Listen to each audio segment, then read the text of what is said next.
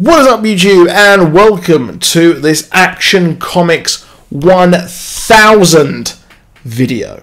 So, Action Comics is 1000. Granted, we've changed it a bit. You've been a bit sneaky, Deezy. You've had the kind of New 52 reboot, which it went back to number 1. We have had the twice monthly, the kind of bi-monthly sort of release. But we're here. It still all counts. It all counts. You've still had 1,000 issues with Action Comics. So I picked up literally the last one in the comic book store. So I've got the 1930s variant cover. I did really want the Alex Ross cover, personally. But as much as I like Alex Ross, I think that this cover actually is the coolest. I think the kind of... I really think it looks badass. And we've got the trunks. The trunks are back. The trunks were like the biggest thing about this issue. I don't know if you've seen it. If you're a casual reader of comics. In fact, if you are a casual reader of comics, this is the perfect issue to pick up. Because we have... It's an anthology, really. You can see here, it's really, really thick. This was about £6.60 in the UK. So it's $7.99. I guess you've got sales tax on top of that. But I don't know what sales tax would be for your state. But we've got a lot of different stories. So we've got a hell of a lot here. We've got possibly one of my favourites was actually the story which, as I'm talking to you, we've got the car, which I find it weird that font. I don't like that font. But we've got Jeff Johns and Richard Donner who do this story all about Superman in his classic outfit. Hopefully you can see that there. In his classic outfit. And he's sort of... What I really like in this, he's given a chance to a criminal to be rehabilitated. And that's pretty much what we see in like the first story. And we see that villains, they can be rehabilitated. Which, yes, you can, given the chance. And that's what Superman does. And this really does... It's pretty much a celebration of everything Superman. Superman, he started it. This is the book that started everything.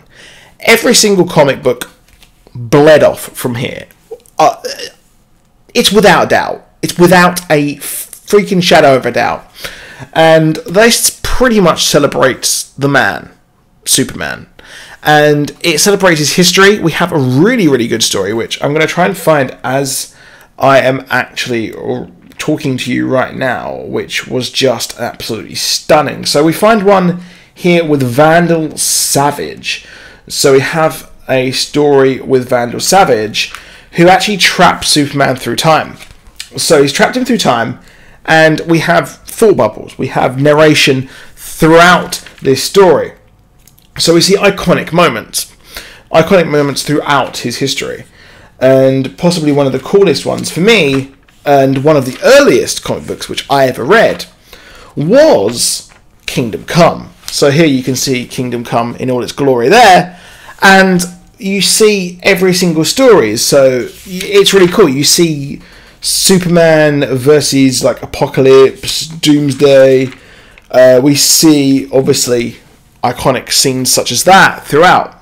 So Kingdom Come was easily one of the biggest stories that I read as a child, because I thought it looked really badass and metal, and I was edgy as a teenager. So I really wanted to read that.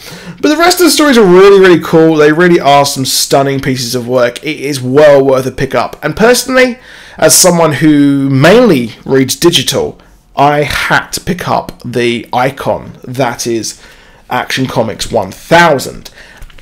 There's one thing which is really, really neat about this issue, is the fact that we get the first story from Bendis. So Bendis here, he is going to be doing Action Comics Superman, but first he will actually be writing Man of Steel, which is a 6-parter issue. And at the end, we get his debut. Now, Bendis has written iconic. He's created Jessica Jones, he's written for Daredevil, Luke Cage, created Avengers Disassembled, yes, forget about that. House of M, stunning, Secret Invasion. He's created Miles Morales, Ultimate Spider-Man. This is Mr. Marvel, who has come over to Mr. Comics. that sounds cheesy as hell, but it's true.